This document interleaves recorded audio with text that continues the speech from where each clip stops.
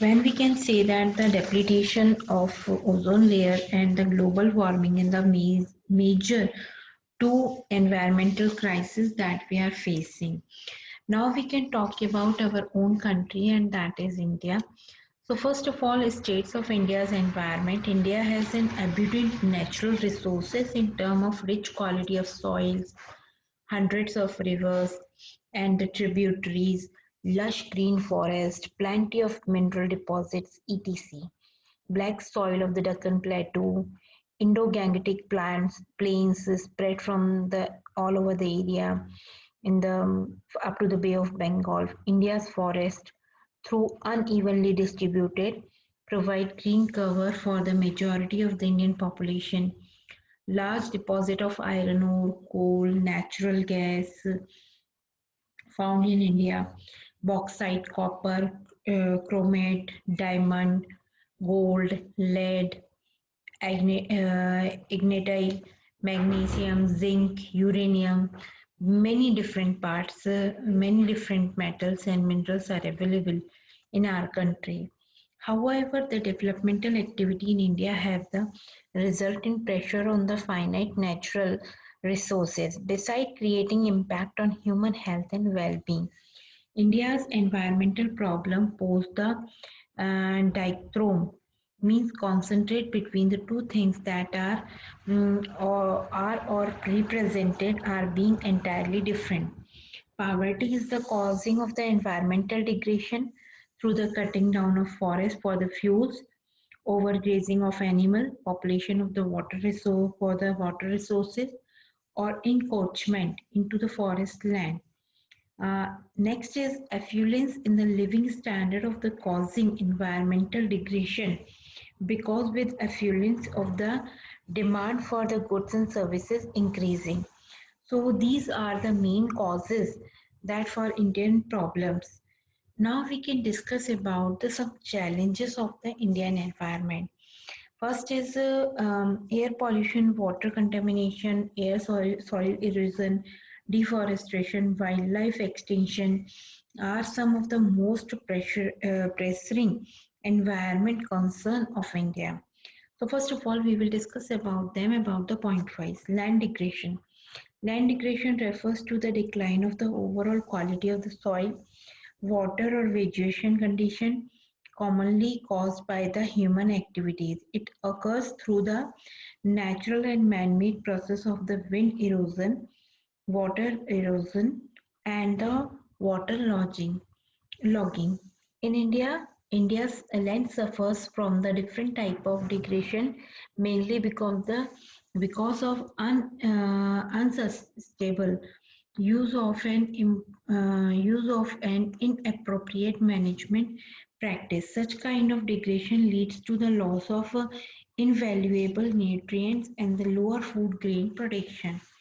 So the cause of the land degradation, over of the vegetation due to the deforestation, overgrazing, encroachment of the forest, no adoption of the adequate soil conservation measurements, unsustainable wood or fodder, improper crop rotation, discriminating use of the agrochemicals, improper planting and management, extraction of the goods water in excess, poverty of the agriculture depend the people, or shifting of the cultivation. So these are the main causes of the land degradation.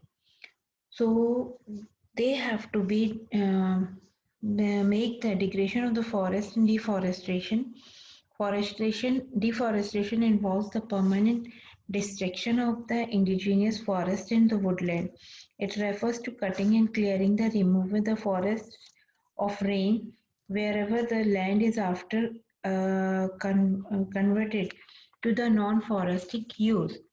So these are the harmful things that we face. So let us discuss biodiversity loss. Biodiversity is defined as a variability among the living organism from all sources, including the terrestrial, marine and the other aquatic ecosystem and the ecological complexes of which they are a part. Conservation and sustainable use of biodiversity is a fundamental and ecological sustainable development. Biodiversity loss has serious economic and social cost for any country as many plants and animal species are severely threatened by the destruction of their habits and the over-exploitation of the resources. So there is an immediate need for biodiversity conservation. Next is air pollution. Air pollution is the presence of material in the air in such concentration which are harmful to man and the environment. In India, air pollution is widespread in the urban areas where the vehicles are the major contributor and a few other areas which have a high concentration of industries and the thermal power plant. The number of the motor vehicles increases day by day and it will causes the air pollution. India is one of the 10 most industrialized nations of the world. However, this achievement comes from the unwanted and unanticipated consequences like unplanned unurbanization, pollution, and the risk of accident.